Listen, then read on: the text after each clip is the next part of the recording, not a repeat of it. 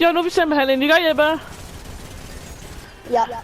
Jeg tror, det ser fedt ud, det her. Ja, enig. Vi kan se, at vi har været her et par gange, vi har spillet. Vi skal prøve at lande herovre. Har du landet herovre?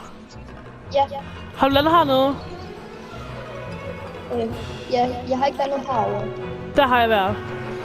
Ved du hvad, vi tager på der, hvor du har landet den. Vi tager Springfield Slurpworks. Tænker jeg faktisk er en god idé. Jeg tror måske tager vi 2 eller 3 games, ikke? Ja, vi ser lige hvor lang tid det tager. 2 eller 3 games. Ja. Hvis vi kommer i top 5 i første game, så tager vi kun 2 games. Ja. Men hvis vi dør sådan mega tidligt, så tager vi 3 games. Ja. Hold op, der lander mange. Jeg lander ikke helt derovre, Jeppe. Jeg lander lige lidt ud for byen. Jeg lander derovre. Ja, det gør du bare. Nej, kom over til mig, Jeppe. Der er også lidt. Der er masser af chests her. Nå, er der? Jeg kommer lige over til dig. Jeg ved ikke, om der er masser af chests, men der var oh my god, jeg har lige brugt min shockwave. Nå. Jeg fik en lille striker, ja. Nice. Hey, jeg har fundet en chest. Det er min chest, Jeppe. Det er min chest, der er herovre. Okay? Ja, det er det. Hvad er det her? Nå. Et eller andet. Skal vi så flyve over til byen efter? Ja. Prison shotgun. SMG! Jeg tager en SMG. Jeg bliver lige sådan en lille smule skudt efter. Jeg ved godt, hvor det kommer fra. Skal vi køre op, hvor vi kan blive flyve op i luften? Ja, jeg bliver også skudt fra. Jeg ved bare ikke hvor. Bag os. Her ved der hus, Jeppe. Nej, Jeg har fundet dem. Jeg ved ikke hvor. Nå, der.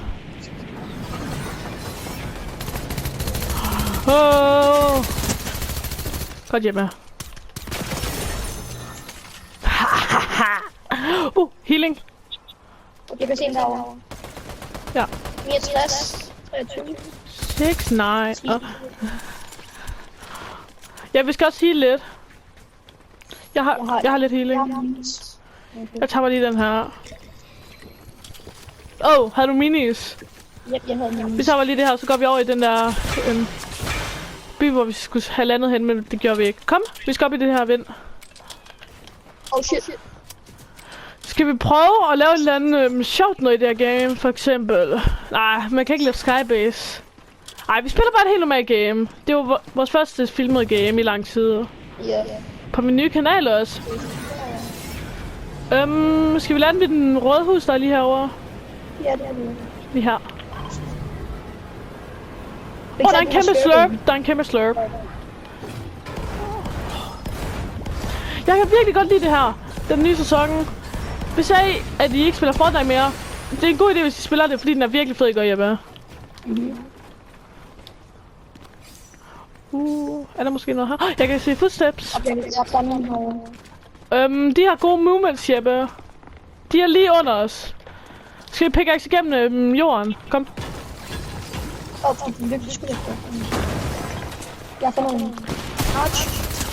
Jeg har render virkelig hårdt. Jeg lægger lige hårdt. Han er gået helt ned til bunden. Jeppe, han løber væk. Den lille bankeboks. Godt, Jeppe. Der kommer mere, der kommer mere. 63. 69. Nej, han er virkelig hårdt ramt. Der ramte han virkelig hårdt. Der kommer en mere, kan jeg høre. Død. Jeg løber altså lige væk, Jeppe. Ja, jeg finder lige et gennemsnit. Vildt nok, jeg har klaret det der. Det var en meget spænding, der var i starten. Det var godt nok gode. Jeg tror, det er bevæger mig, det er på en jeg stikket, for jeg kan ikke sidde stille. Nå. Er det okay, det her er min chest? Der er et slurp. Nej. Du har et chok, nice. Den må du godt tage.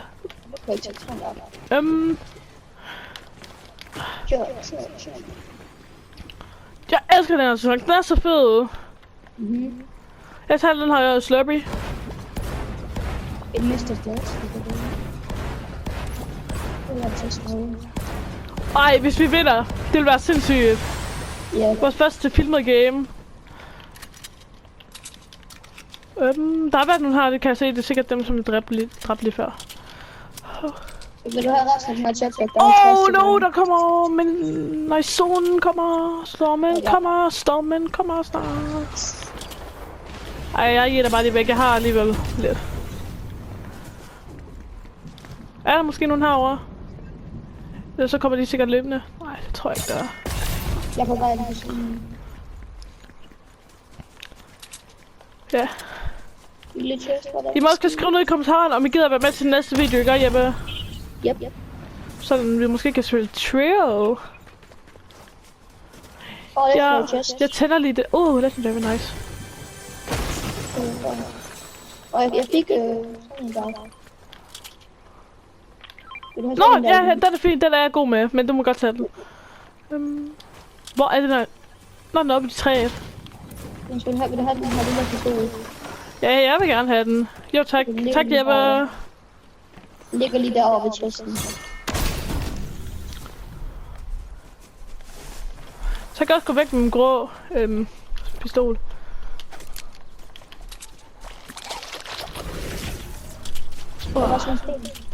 Skal vi gå mod zonen? Eller nej, mod... ja, du ved godt, hvad jeg mener. Ja. Der er nogen på mig! Det her pistol er god, Jeppe! Den her pistol. Jeg ramte ham 100 og alt muligt.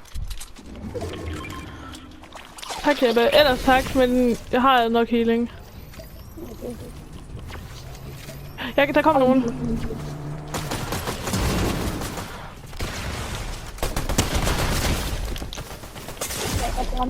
Der kommer nogen. 108! Jeg må ikke få den, Ja, du har jo allerede crown win. Tak, Jeppe. Jeg tror kun vi tager 2 games, Jeppe. Fordi har du set på, hvor lidt der er tilbage? Jeppe, jeg har også set til dig efter den her. Holy shit. Det går sådan, en ligger... Gør der? SMG. Nej, jeg har allerede en. Det ved du hvad, jeg healer bare med medkit. Vi kigger lige der, Jeppe. Ja. Stormen, kom her. Stormen, kom. Vi har haft en god start, vil jeg sige. Vi har dræbt 7, du har dræbt 4, jeg har dræbt 3. Den eneste ting, som jeg har, som er dårlig med inventory, det er en front shotgun. Men vi tager kun 2 gennem, fordi vi er jo noget meget langt. Der har været lidt build herovre. Måske var det faktisk dem, der kørte i bil. Måske. Det var godt nok også godt teamwork. De har lavet en lille fight måske. Vi går her på det her hus. De er lige herovre. Ja, jeg er lige under her. Bam. Godt, Jeppe. Jeg bliver nok klar. Han havde prøvet det. Ja, tak! Godt, der er sådan en crown til dig efter. Ja.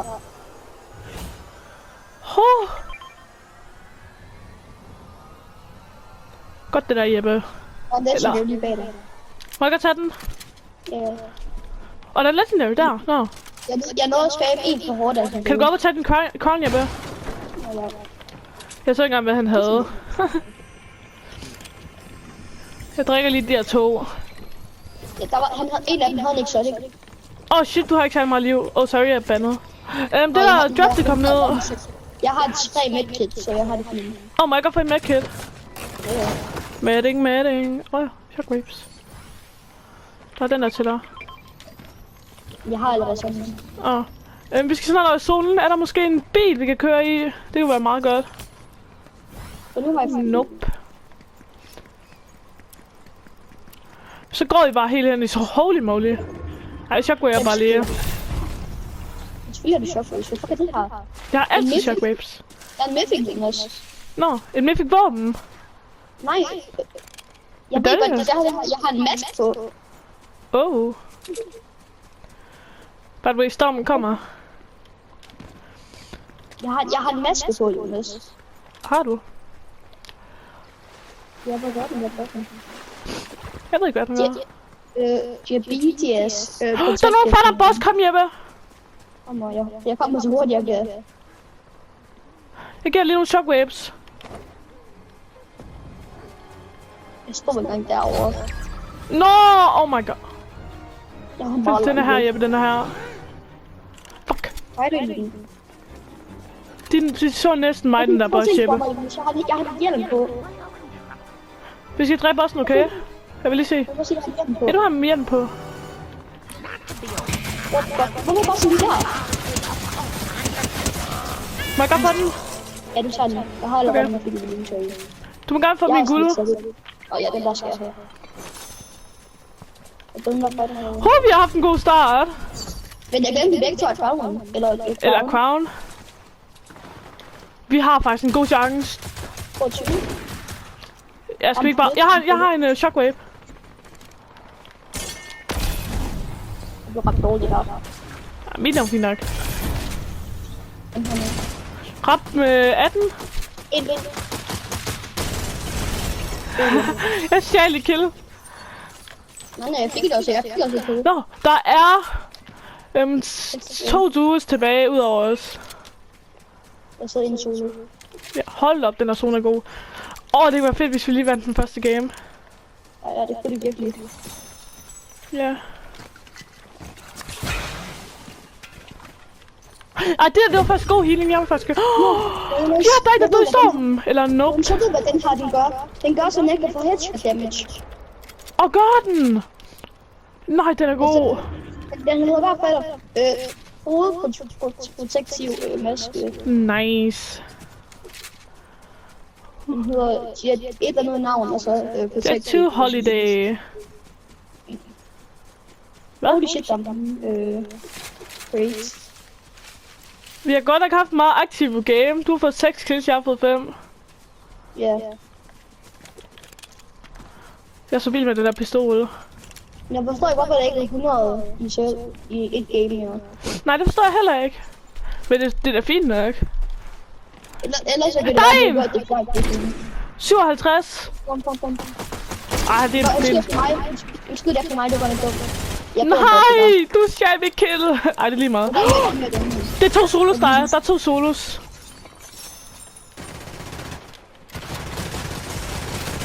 Der er en tilbage, der er en tilbage. Vi vinder game, Jeppe. Tror jeg. Måske. Det håber jeg. Vi skal prøve at have den største build fight på den sidste, okay? Det gider jeg sgu ikke. Jo, det kan være sjovt at have en build fight. Jamen, hvad hvis hun taber? Nej. Der er en, Jeppe. Vi kan godt vinde over en. Det er lige, vi får en crown win. Jeg har ikke fået en eneste god shotgun. Jeg har stadigvæk en grøn shotgun. Jeg har en lille. Vildt nok, at vi ikke har set ham endnu. Der er en crate op på toppen, det der er 3 derovre. Bør. Det er dejligt, man ved, at der er en reboot-van herovre. Ja. Kun 2. Jeg er fint nok lige nu. Og hvordan har vi fået overlevet den tid? Ved jeg ikke. Vi har godt nok haft en meget aktiv game. Prøv at se, hvor lidt der var inde i game, jeg tror, jeg var sådan 73. Jeg har været med til stand for mig. Bøscamper. Jeg blev camper. Hvor er den der chest? Oh my god. Og så jeg kan ikke se noget her. Så er han. Det sidste er bare sådan en bøscamper. Jeg tager ikke ud fra bygningen, så det kan være, at han kommer og trækker mig. Nej, bare kom hjem, vi går bare ud. Jeg håber ikke, den spammer. Hvis det på en, du var inde i bygningen, jeg var ikke inde i bygningen.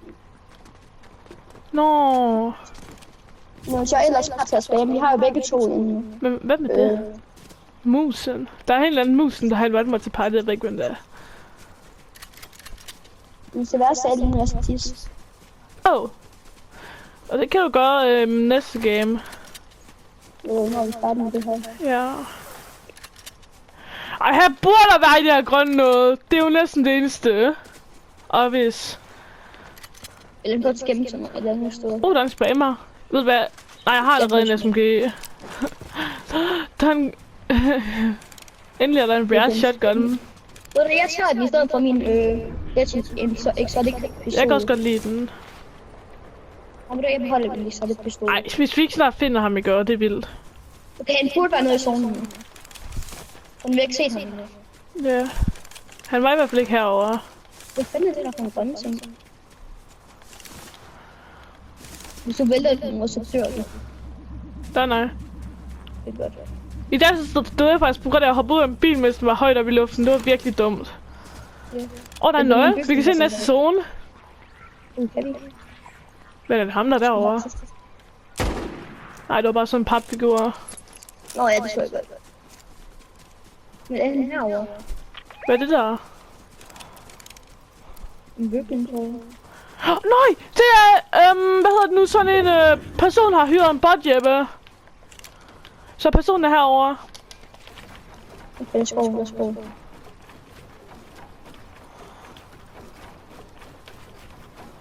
Personen er herovre. Jeg går med ned. Er han ikke? Jeg så en lambot. Eller var det bare mig? Eller så er han gået ind i busken.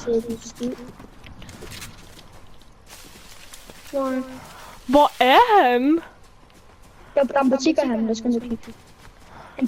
Jamen, vi skal også have high ground, Jeppe. Kom, vi går op i high ground. Så vi kan se, hvor han er.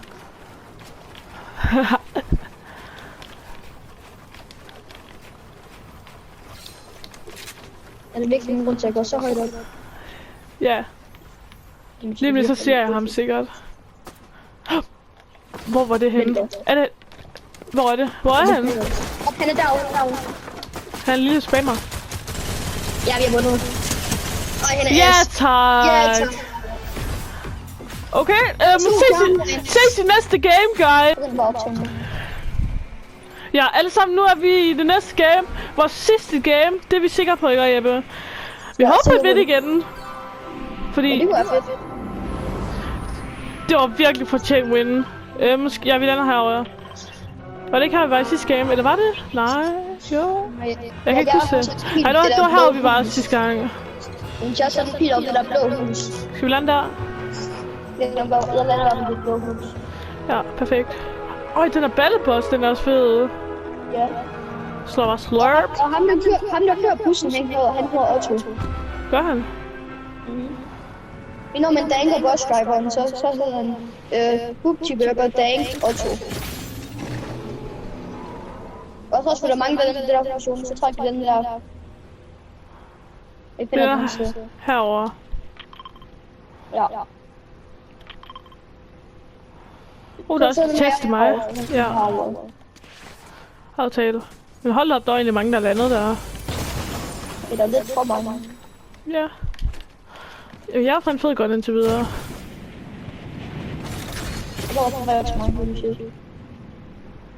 Jeg går herover. Der var sidst ingen, der landede her igen, tror jeg. Der er ikke nogen, der tager den her bil. Nå, var det der kører i den her bil? Yep. Hvad kan man ødelægge det her? Man kan ødelægge alt det her sten. Vi kan godt lage på mange match, Jeppe. Jeg var begyndt at ødelægge lortet. Emil, du tager den her test, Jeppe. Jeg smadrer det. Vi smadrer det.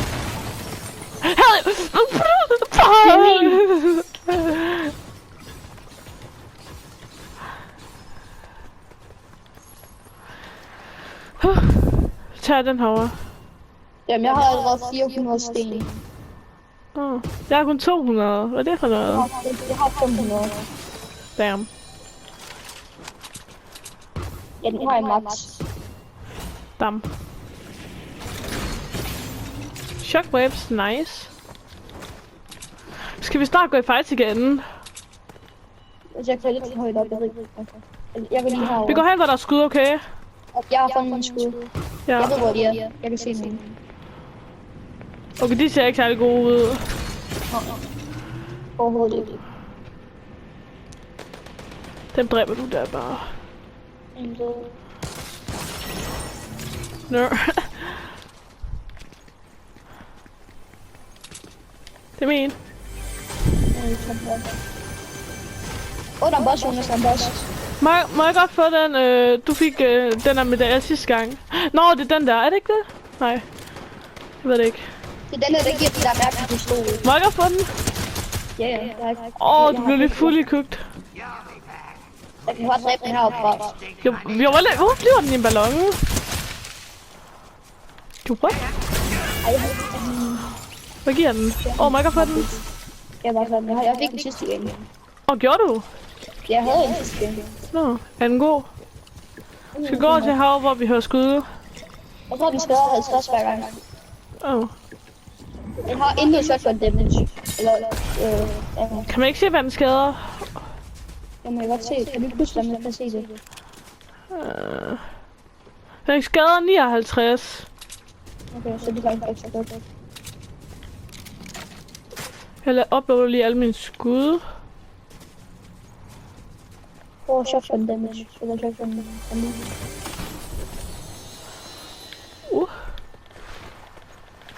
Jeg kan få skud. Der skal skud herovre. Ja, det er lige herovre. 35 på den.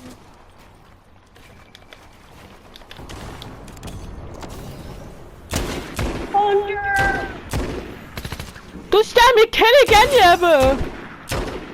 Du gør det ikke. Du gør det ikke, Jeppe. Du gør... Jeg skader dig for over 100 ham der. Ham den anden i går. Nå, den anden? Jeg går nu til. Mhm.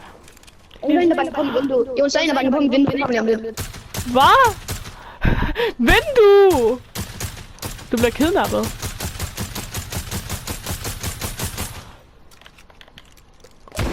Men hvis jeg kommer, jeg ved antage noget andet, jeg har. Hvorfor? Jeg ved det ikke. Men du skal jo komme tilbage igen, Jeppe. Jeppe! Jeg ved ikke helt, hvad Jeppe laver. Men ja. Fuck! Jeppe! Jeppe! Jeppe!